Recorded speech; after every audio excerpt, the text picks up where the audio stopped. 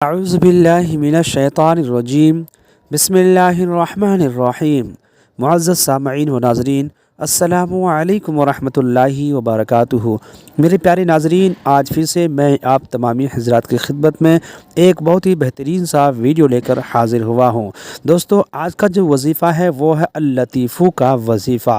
یہ اللہ تبارک و تعالیٰ کا ایک صفاتی نام ہے۔ تو آج کی اس ویڈیو میں ہم بتائیں گے کہ اللطیف کا ورد کرنے سے آپ کو کیا کیا فائدہ حاصل ہونے والے ہیں۔ دوستو، اگر ابھی تک آپ ہمارے چینل کو سبسکرائب نہیں کیے ہیں تو سبسکرائب کر لیں، ساتھ میں بیل آئیکن کو کلک کر دیں تاکہ ہر آنے والی نئی ویڈیو کا نوٹیفیکیشن آپ تک جلد از جلد پہنچ جائے اور آپ ہمارے ویڈیو کو دیکھ کر فائدہ حاصل کر سکیں۔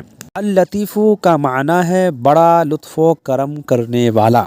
جو شخص 133 مرتبہ یا لطیف پڑھا کرے، انشاءاللہ اس کے رزق میں برکت ہوگی اور اس کے سب کام بخوبی پورے ہوں گے۔